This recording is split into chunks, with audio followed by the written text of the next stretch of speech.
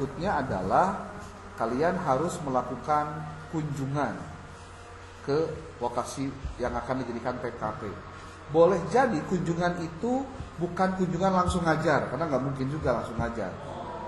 Tugas kamu adalah melakukan komunikasi dengan pihak sekolah. Jadi harusnya ketika sudah pertemuan ini tuh kalian masuk ke pertemuan 2 sebetulnya lebih banyak ngobrolnya dulu, komunikasinya dulu.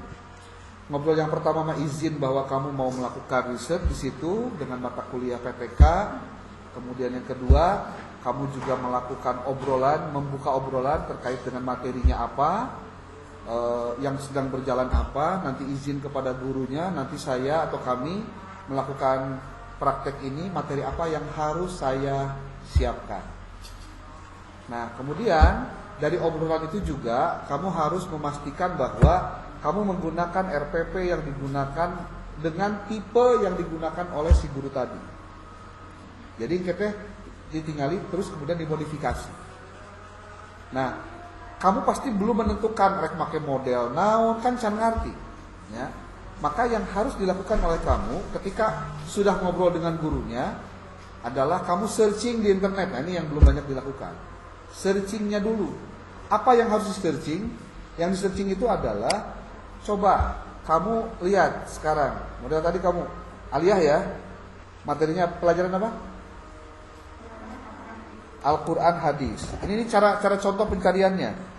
Al-Quran hadis. Kelas 10. Materinya tentang hah? Ya, hadis apa maksudnya? Kan lo apa materi itu?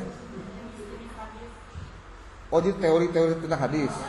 Ini jenis hadis. Nah, lalu mulailah dengan tulisan PTK. PTK Al-Quran Hadis kelas 10 materi jenis-jenis hadis. Dicek dulu di Google Scholar. Sudahkah pernah ada yang melakukan riset PTK terkait materi tadi? Supaya nanti kamu bisa melihat mereka yang sudah melakukan itu ada nggak menggunakan model apa mereka, gitu. Untuk apa itu dilakukan? Dalam rangka memastikan kamu tidak redundan. Redundan itu artinya mengulang-ulang. Bisa nggak dengan model ini? Bisa dengan model itu dan lain-lain. Coba dilihat. Lihat ya. Upaya peningkatan hasil belajar siswa melalui strategi learning turnamen pada mata pelajaran Al-Quran Hadis kelas 7. Ini 7. Nggak relate kan? Karena memang bukan itu materinya. Peningkatan prestasi belajar siswa kurang melalui model andragogi, beda. Ini Al-Quran Hadis kelas 8. Ini kelas 2. Ini kelas 2 Al-Quran Hadis. Ini kelas 10C. Nah ini kelas 10C Al-Quran Hadis. Tapi ini kita belum tahu materinya tentang apa. Kemudian ini kelas 7. Atau kalau mau lebih dipersempit bisa PTK kelas 10 MA. Pakai dulu MA-nya. Nggak kelihatan tuh ada atau tidaknya. Ini kelas 10 Al-Quran Hadis, prestasi belajar melalui metode everyone is teacher here, Al-Ghazali Kebon Batur. Tapi ini kita belum tahu. Ini nih. Ini materinya sudah pernah ada yang melakukan. Tuh kan penyahuan. Oh, sudah ada yang pernah melakukan penelitian dengan materi yang sama, Al-Quran Hadis, kemudian kelasnya kelas 10, materinya tentang jenis-jenis hadis. Tapi di sini dia menggunakan yang namanya metode everyone is teacher here. Tuh kan, udah ketemu. Nah, kamu download filenya, kemudian kamu buatkan ini, apa sebutnya, disimpan khusus menjadi hasil penelitian terdahulu. Karena kan di dalam penelitian kualitatif, di dalam PTK pun ada hasil penelitian terdahulunya dalam strukturnya.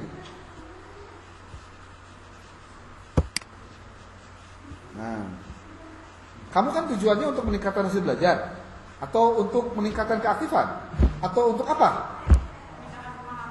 Oke. Ketika bicara pemahaman, maka nanti alat ukurnya adalah tes. Nah, lupa tuh. Memahami itu tes. Ya, pakai tes. Jadi kamu jangan lupa bahwa pada saat kamu melakukan PTK itu bicaranya bukan hanya bicara ngajar, beres, nggak begitu. Harus dilakukan yang namanya pretest, post-test. Dilakukan proses setelah kita ngajar, kita cari data tentang mereka, memahami nggak apa yang kita sampaikan. Maka lakukan tes, kan gitu.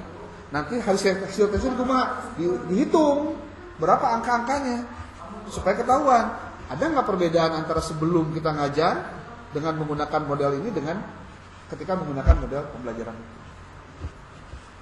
Jadi langkah pertama setelah ngobrol beres, kamu searching, kan kamu belum menentukan saya mau pakai model apa. Nah, ketika nanti kamu mau menentukan modelnya apa, maka kamu di situ harus ngobrol juga dengan si gurunya. Pak, kira-kira kalau menurut Bapak atau menurut Ibu, kami untuk meningkatkan pemahaman terkait dengan materi hadis, kami akan menggunakan model pembelajaran ini. Menurut Bapak gimana Pak baiknya? Tanya dulu. Termasuk Anda juga berpikir, oh kalau materi pakai model ini mah rada hese, non sebabnya kan kudu aya iya, kayaknya komponennya mendingan pakai yang ini. Nah, mempertimbangkan itu adalah bagian dari diskusi yang harus dilakukan. Oke. Kita lihat ini deh materi yang harusnya kita pelajari, yaitu tentang prosedur pelaksanaan PTK. Nih. Nah, dengan nama yang macakeun sih. Sok udah marilah mau macakeun mah. Biar diajar maca. Karena materinya harus dibaca semua. Yuk. PTK bukan hanya bertujuan mengungkapkan penyebab dari berbagai permasalahan pembelajaran yang dihadapi seperti kesulitan siswa dalam mempelajari pokok-pokok bahasan tertentu. Tetapi yang lebih penting lagi adalah memberikan pemecahan masalah berupa tindakan tertentu untuk meningkatkan kualitas proses dan hasil belajar. Siapa yang bisa memberikan penjelasan di lokasi penelitian tentang masalah pembelajaran di kelas itu? Siapa? Ya si gurunya. Berarti Anda bertanya kepada dia. Nanti kita coba bikinkan rumusan pertanyaan-pertanyaannya. Kira-kira kepada si gurunya itu, Pak, selama ini Bapak mengajar, apa Pak tingkat kesulitan di kelas yang Bapak ajar ini? Yang kira-kira nanti bisa jadi solusi buat kami nanti pada saat melakukan praktik mengajar dengan PTK. Hati-hati, ada juga guru yang kemudian mereka tidak peduli dengan persoalan itu. Jadi soklah Bapak menyerahkan kanu mereka badai ngajar mah teh kumaha we terserah. Ya gitu. Ya. Oke, perhatikan lagi. Sok tong tara rungkul coba tinggal dia. Ningali naon sih panus disimpen. Apa HP ayeuna anu Aman kan? aman? Yo. Sa? Iya. Yo. Pembahasan berikutnya akan menguraikan prosedur pelaksanaan PTK yang meliputi penetapan fokus permasalahan, perencanaan tindakan, pelaksanaan tindakan yang diikuti dengan kegiatan observasi, interpretasi dan analisis, serta refleksi apabila Tetep heula titik atuh ngarenghap. Tekan kiri kan? Oh. Aduh, berarti tak gede. Udah salah dirinya lain. Berarti ieu mah ieu kurang gede. Yuk lanjut. Apabila diperlukan, pada tahap selanjutnya disusun rencana tindak lanjut. Upaya tersebut dilakukan secara bergaul membentuk suatu siklus. Langkah-langkah pokok yang ditempuh pada siklus pertama dan siklus-siklus berikutnya. Sesudah menetapkan pokok permasalahan secara mantap, langkah berikutnya adalah pertama perencanaan tindakan. Lalu yang kedua pelaksanaan tindakan, ketiga pengumpulan data atau pengamatan atau observasi. Dan yang keempat refleksi, analisis dan interpretasi. Hasil refleksi. Oke, sudah dijelaskan hari lalu, seminggu yang lalu terkait materi pertemuan kedua adalah terkait dengan ini, siklus ini. Permasalahan, ada perencanaan, ada pelaksanaan tindakan, ada pengumpulan data, ada refleksi. Nah, ujung-ujungnya karena sama yang dilakukan, berarti nanti harus ada evaluasinya, yaitu dengan melakukan refleksi dan adanya permasalahan baru di dalam prosesnya. Oke, Neng.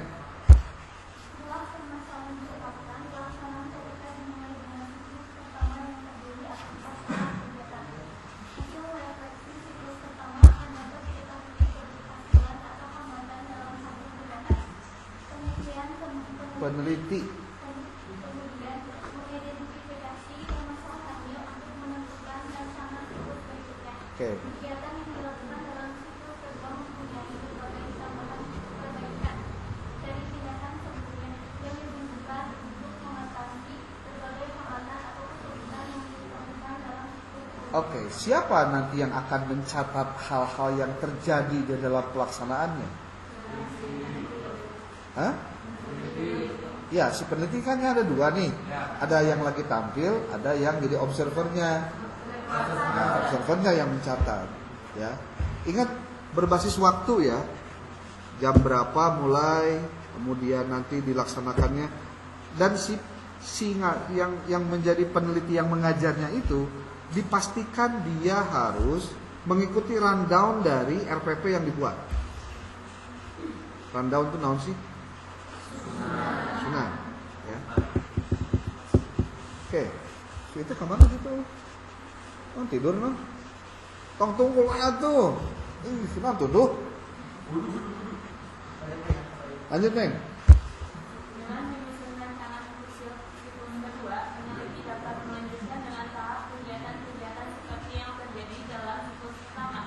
Jika sudah selesai dengan siklus kedua dan peneliti belum merasa puas, dapat dilanjutkan pada siklus ketiga, yang tahapannya sama dengan siklus terdahulu. Tidak ada ketentuan tentang berapa siklus harus dilaksanakan, namun setiap penelitian minimal 2 siklus dan setiap siklus minimal 3 pertemuan. Cek di dia mah minimal lagi 3 pertemuan. Disililah teh. Tos we 2 kali.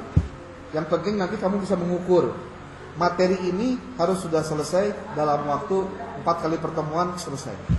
Kumaha carana? Apakah materinya terlalu banyak atau tidak? Nanti ngobrol lagi dengan si gurunya. Ya. Yuk.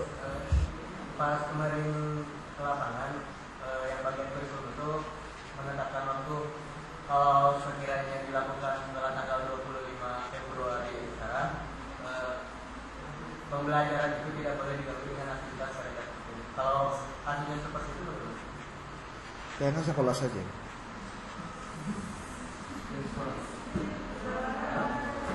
Karena nanti juga begini nantinya bakal nanya lagi. Terus adiknya pas bulan puasa kumaha? Kan itu ya pasti. Apakah pembelajaran seperti hanya biasa ataukah pembelajarannya dengan pembelajaran penguatan kegiatan-kegiatan keagamaan? Ini juga jadi problem sebenarnya. Kalau misalkan mau disampaikan problemnya ya, kecuali lamun semuanya juga pasti akan mendapatkan masalah. Tenang aja, jangan parno begitu ya, parnoin.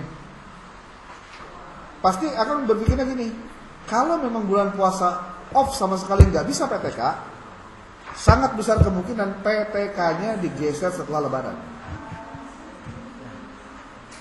Itu masalahnya. Kecuali lamun di bulan puasa sekolah pun tetap belajar. Kalau tetap belajar berarti the show must go on, jalan terus. Itu. Sudah pernah dengar informasi di bulan puasa ngapain? Kegiatan belajar biasa atau kegiatan nggak ada libur, nggak ada. Namun hujan bisa pesantren kilat, pun kalau do mantep.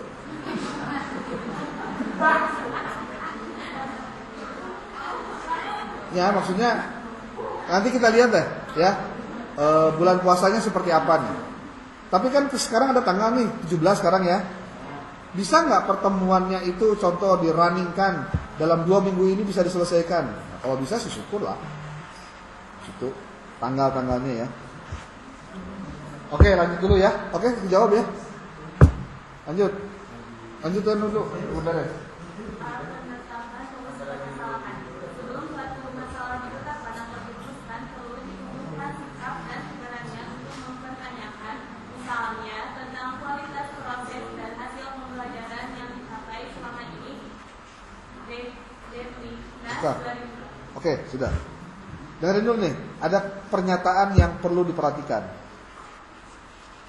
Sebelum kita merumuskan masalah yang akan ditetapkan, perlu ditumbuhkan sikap dan keberanian. untuk mempertanyakan. Misalnya, tentang kualitas proses dan hasil pembelajaran yang dicapai selama ini. Siapa ke siapa? Bertanyanya. Si peneliti kepada guru. Kalau konteksnya yang melakukan penelitian adalah mahasiswa atau eksternal. Beda dengan kalau yang melakukan penelitiannya adalah si gurunya itu sendiri. Kalau si gurunya itu sendiri berarti dia mempertanyakan kepada dirinya. Ari ngajar orang teh geus bener encan. Ngajar orang teh make metodenya sudah beragam belum? Membuat siswa lebih memahami materi saya atau tidak? Bahkan berani pada pernyataan, apakah selama ini saya mengajar dipahami siswa dengan benar atau tidak? Dan itu butuh keberanian untuk menjawab juga. Karena kalau dia depend itu artinya bertahan dengan udah urang mah halus tah. Tah hese tah. Begitu. Oke. Sikap tersebut diperlukan untuk menumbuhkan keinginan peneliti untuk memperbaiki kualitas pembelajaran. Nah, Arya nama konteksnya yang ingin memperbaiki kualitasnya itu adalah si penelitinya. Dengan cara mempraktikkan teori tentang metode dan model pembelajaran dalam praktik tindakan kelas. Tahapan ini disebut dengan tahapan merasakan adanya masalah. Ingat tuh, bahasa lagi merasakan adanya masalah. Sebab memang penelitian itu harus ada masalahnya. Nah, ketika di PTK masalahnya jelas dalam proses pembelajaran. Jika dirasakan ada hal-hal yang berikut jika dirasakan ada hal-hal yang perlu diperbaiki, maka dapat diajukan pertanyaan seperti di bawah ini. Nih, pertanyaannya ini biasanya. Apakah kompetensi awal siswa yang mengikuti pelajaran cukup memadai? Contoh nih, kamu ngajar kelas 10. Kelas 10 itu kan aliyah. Kamu ngajar Quran hadis. Basic pelajaran basic pelajaran di Quran hadis itu adalah pelajaran membaca tulis Al-Quran. Secara logika kita bisa mendapatkan jawaban. Lamun budakna pernah masantren ke sanawiyahna, relatif kita punya data bahwa dia punya kemampuan. Paling tidak husnudona kitu heula. Jadi ada asumsi dari si peneliti tentang bagaimana kualitas kemampuan dari siswanya. Tetapi akan lebih otentik kalau kamu nanya ke si gurunya. Tanyanya, Pak, di dia budak rata-rata siswa nate malah santren itu sabaraha urang. Bahkan sampai ke pertanyaan gini, siswa nu aktif bicara saha Pak di kelas? Di pelajaran Bapak? Karena kadang-kadang siswa itu beda pelajaran, beda juga keaktifannya. Aya nu aktif di kelas ieu sabab pelajaran si anu, aya si emang cicingeun di pelajaran si eta, tapi urakan di pelajaran yang lain kan aya begitu. Kedua, apakah proses pembelajaran yang dilakukan cukup efektif selama ini yang berjalan? Kemudian, apakah sarana pembelajaran cukup memadai? Yang kemarin ku si Pak guruna atau si ibu gurunya bilang begini, ya dapat di dia mah sanes abdi alim aya ningalikeun video YouTube dan lain, dan di dia mah infokus nah gitu aya tuh kan infokus masalah. Bade nyolokeun naon teh infokus sareng laptop abdi oge da teu aya listrikna apa di kelasnya mah. Itu kan jadi kendala. Apakah hasil pembelajaran cukup berkualitas? Apakah suasana dalam proses belajar mengajar kondusif? Pertanyaan ini pertanyaan dasar. Tapi kalau kamu mau masuk pada pertanyaan yang lain, nah gampangna kieu.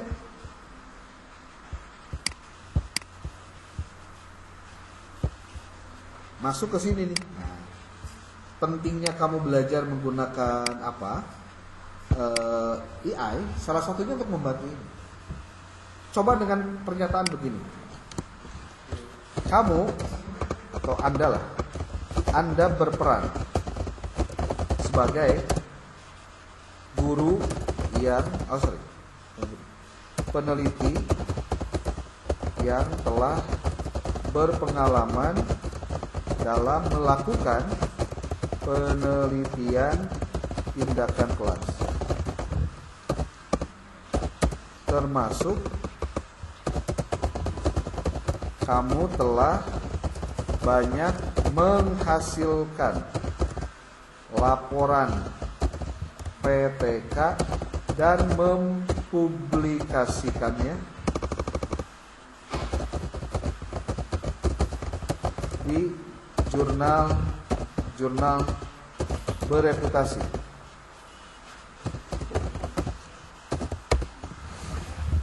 Jika saya akan melakukan PTK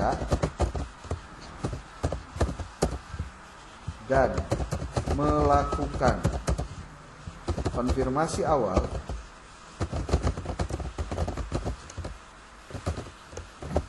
jika saya sebagai mahasiswa prodi S1 PAI akan melakukan PTK di sebuah sekolah dan melakukan konfirmasi awal kepada guru mata pelajaran PAI kelas 5 contohnya 5 SD, pertanyaan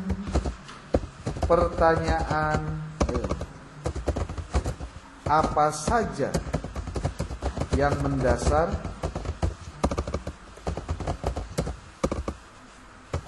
untuk ditanyakan.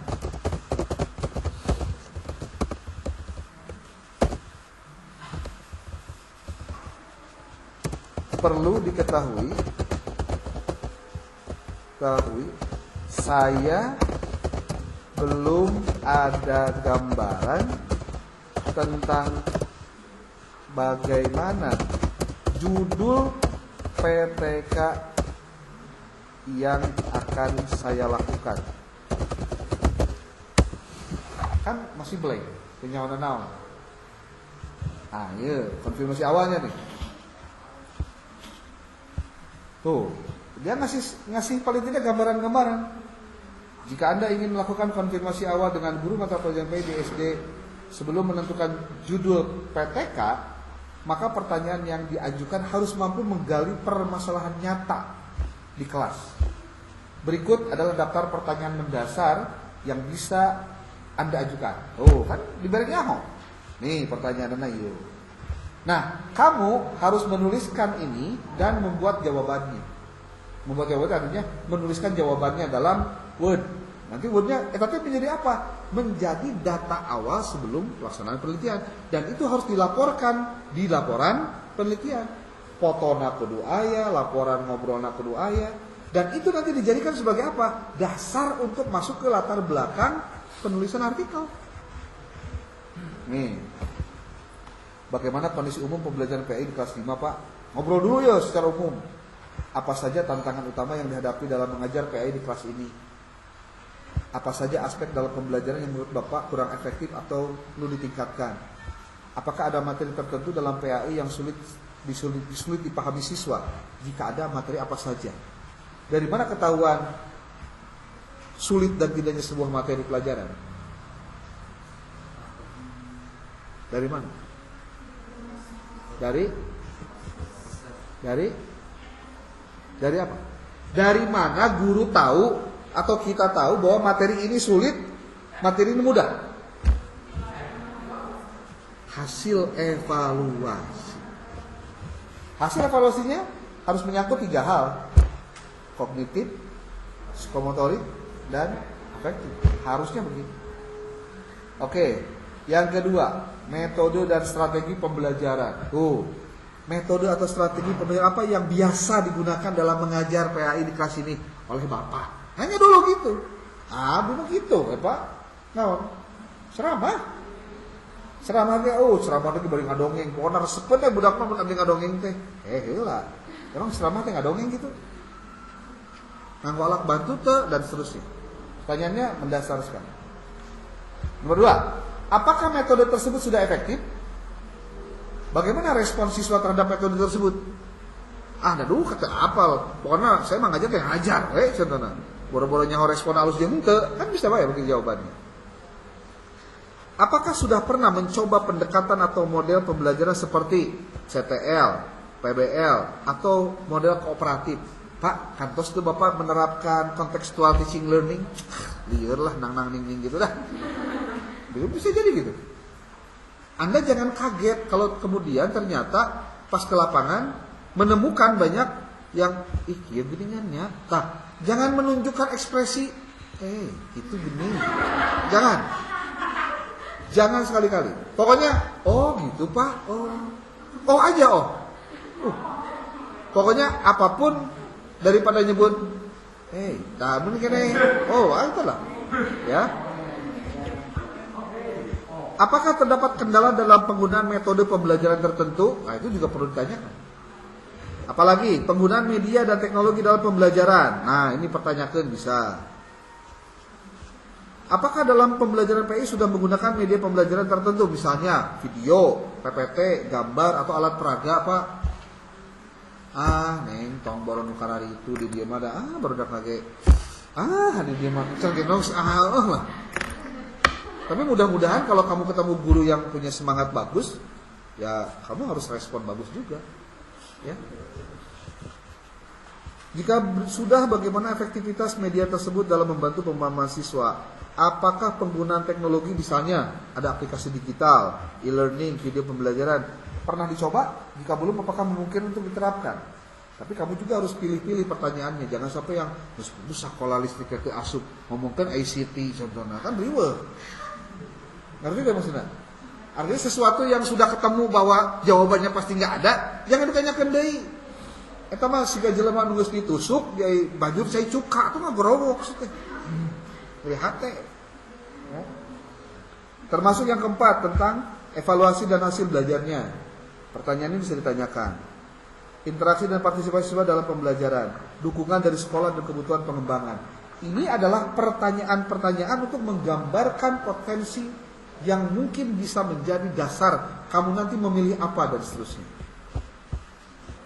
Ini kan jadi jawaban dari pertanyaan ini muncul jawaban ini. Tuh. Tanya balik, kita nanya lagi ke Vicky. Apakah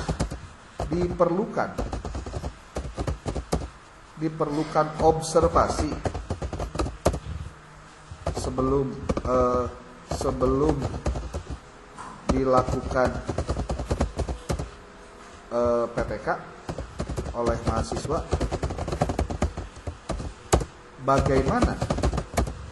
Apa saja yang diobservasi dan bagaimana lembar observasi yang diperlukan? Kita tanya, jawabannya kayak gimana? Apakah observasi yang dilakukan sebelum PPK penting? Ya, observasi awal sangat diperlukan sebelum melakukan PPK. Observasi membantu siswa dalam hal apa? Memahami kondisi kelas secara langsung, menemukan permasalahan nyata, menentukan variabel yang akan ditingkatkan, menyusun rancangan tindakan setelah kamu melakukan observasi. Apa saja yang perlu diobservasi? Ya. Observasi bisa difokuskan pada berikutnya nih. Bagaimana lembar observasinya? Nah, tinggal iya lembarnya ya tuh dipanggilkan situ bisa aja.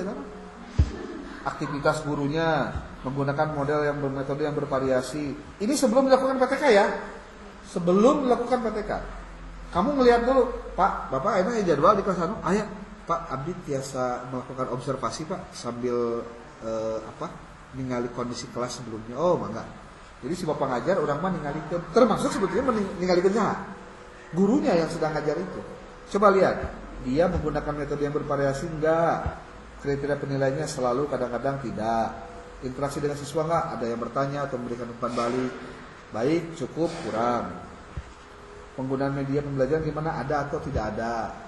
Kamu kan bisa tahu, gambaran inilah sebetulnya yang dilakukan si guru di kelas itu. Tapi dengan catatan ya, apapun yang terjadi di kelas itu bukan untuk jadi konsumsi umum digoreng atau di era-era kabatu. Sia sekolah eta mah onda kitu geuning si bapana teh cenah ngajar nate goreng cenah. Jangan pernah ngomong itu. Jangan pernah. Ya, karena kita tidak tahu kondisi psikologis dia, apakah memang sedang dalam ngedrop atau kurang tidur atau ada kegiatan apa sehingga dia tidak fokus mengajar. Itu kita harus memahami hal tersebut. Aktivitas siswa apa saja? Siswa aktif bertanya, siswa berpartisipasi dalam diskusi, tingkat perhatian siswa selama pembelajaran gimana, kondisi kelasnya kayak gimana, situasinya mendukung pembelajaran atau tidak, hasil belajarnya siswa memahami materi yang diajarkan atau tidak. Kamu sendiri yang memilih kriteria ini. Beres dirinya, simpulan. Kan gampang sebenarnya. Mau digawean. Itu gampang dalam untuk digawean. Gitu.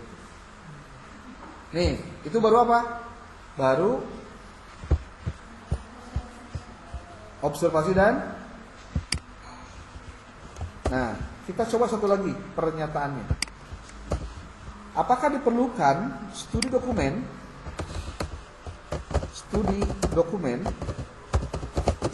sebelum dilakukan PPK oleh mahasiswa? Apa saja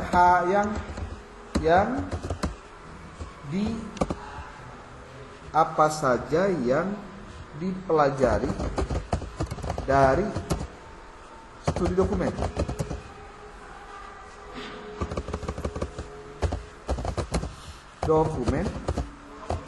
Dan bagaimana lembar studi dokumentasinya?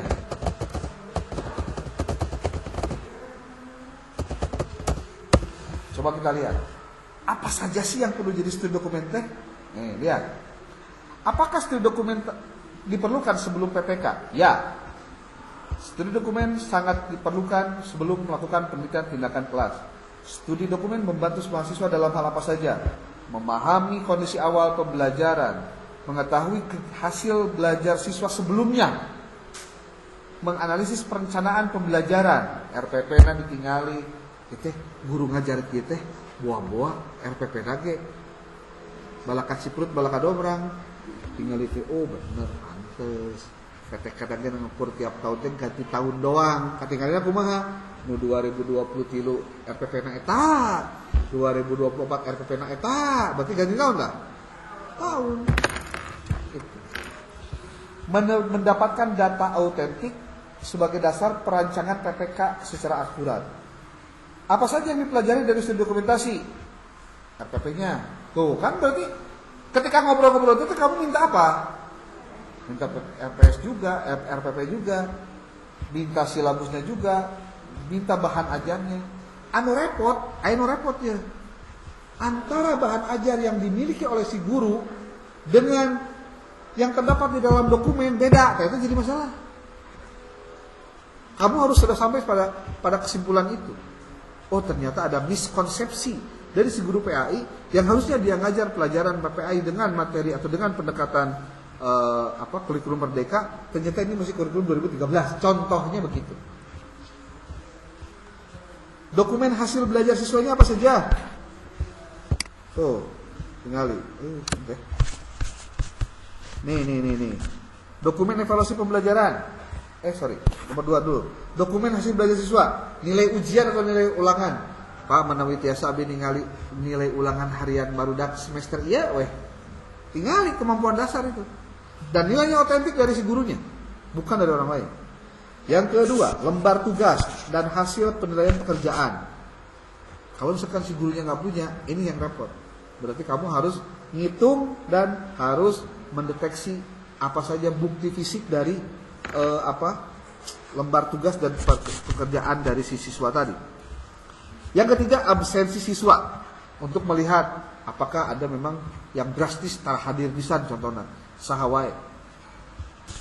Nomor 3, dokumen evaluasi pembelajaran non wae, laporan penilaian formatif dan sumatif. Dari mana itu dapatnya? Dari si guru dong. Untuk mengetahui pencapaian kompetensi siswa. Yang kedua, jurnal refleksi guru atau catatan harian kelas. Tapi saya nggak yakin dia punya. Ya, nggak yakin saya punya. Karena lamun di TK, kebetulan kan orang tuh ada penelitian di TK aja. Lamun di TK, guru TK kalau kamu mau tahu itu guru paling rajin sedunia. Beres pelajaran ngajar jam 10, jam 11 teh lain balik sih teh. Ngagawean naon nu kudu disiapkeun oleh dia untuk besok hari. biasa itu. Ketuk guru TK nulis. Lain tuh bisa laptop. Memang tradisinya harus begitu. Supaya dia tahu apa yang akan dikerjakan buat besok. Dokumen evaluasi pembelajaran yang adalah hasil angket atau wawancara guru terkait evaluasi pembelajaran. Nah, bentuk lembar dokumennya sih kumaha? Tah kieu teh. Min kolom, jenis dokumen, isi yang dikajinya apa, temuan awalnya bagaimana, perlu alternatif metode RPP guru tuh. Jadi isi emang ngebejaan, tapi ini contoh kan? Nih, jenis dokumen, isi yang dikaji, temuan awal dan keterangan.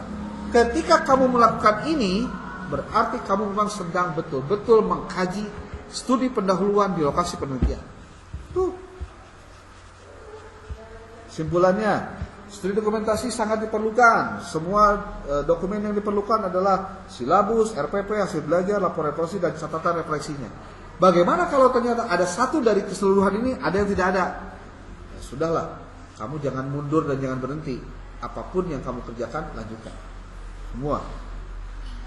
Nah, studi dokumen ini membantu dalam merancang intervensi yang lebih cepat, lebih tepat sesuai dengan permasalahan yang tadi kelas. Gitu. Nah, saya ingin lembar studi dokumentasi dalam format dokumen siap cetak. Boleh dong bantu?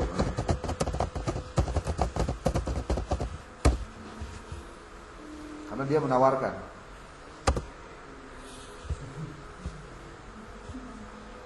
Lembar studi dokumentasi PTK dalam bentuk dokumen. Seperti apa saja. Nah, ini contohnya. Lembar studinya.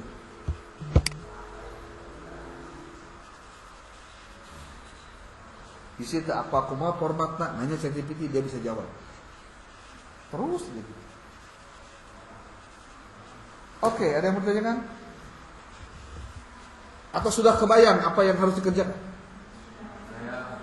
Tinggal ke lapangan aja. Ya.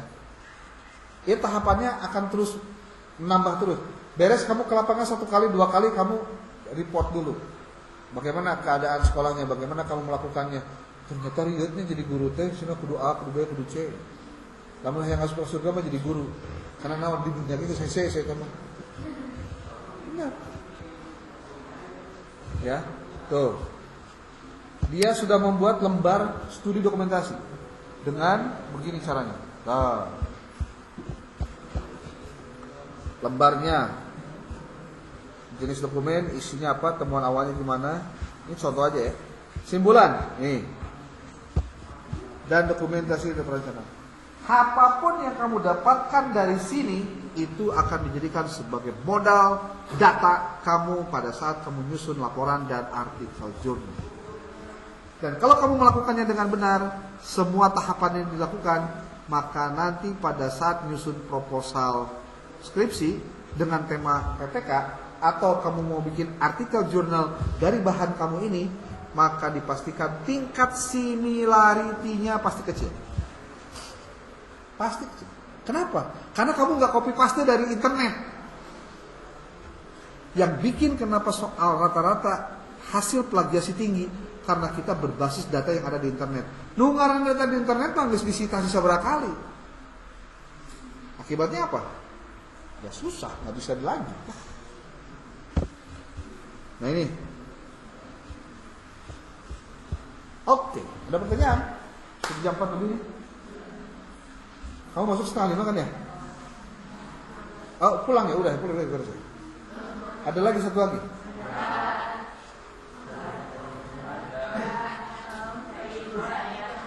PI 2 ada. PI 3, PI 1 pulang. Oh. Oke. Ya.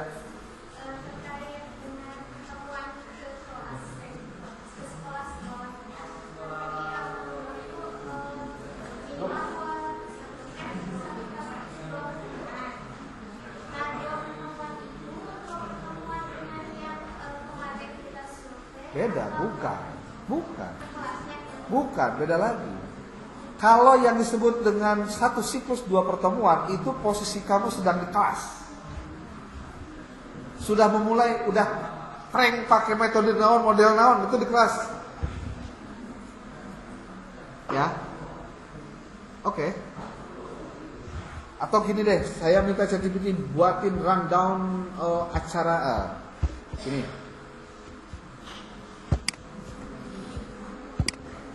Anda bisa nggak bantu saya? Itu dulu nanya. Nanti dia bakal jawab. Tentu, ya. Buatkan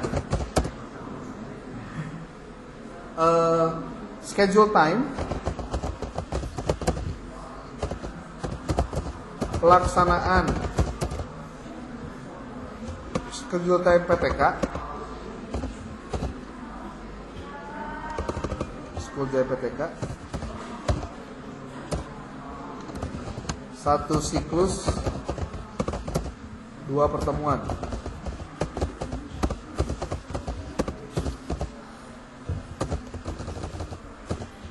Dilaksanakan dalam 2 siklus.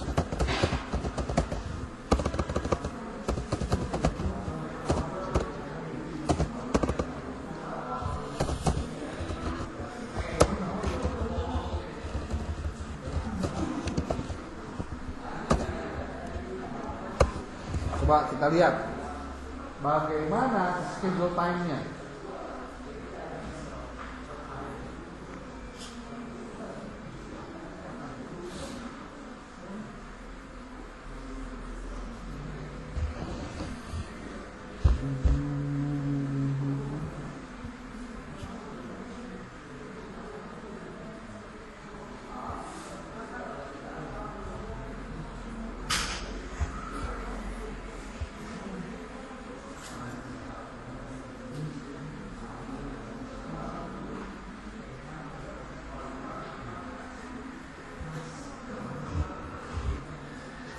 Tuh, ya ini. Oh, salah.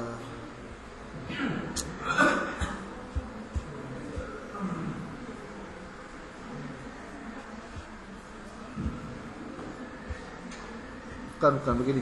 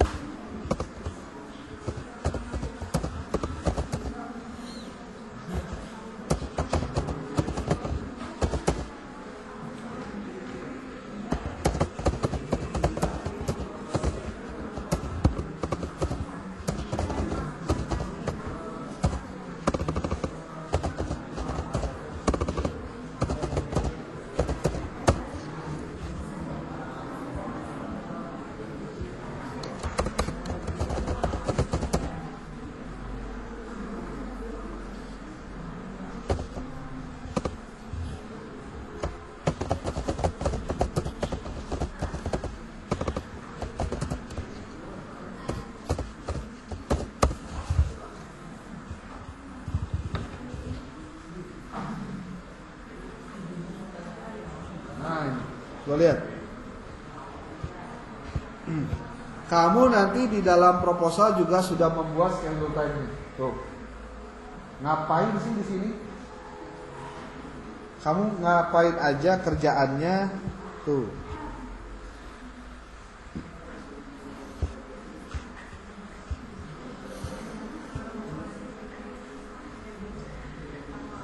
Enam sampai 8 minggu. Nyalamun seminggu sekali datang. Nah kan memang bisa diparatkan. Paling di SD kan bisa. Di Alia nggak bisa sebenarnya mah. Izin aja nanti maka pelajaran yang lain. Tapi biasanya suka resepon sih guru teh.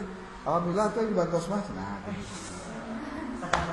asal ngobrol nama sih bener gitu.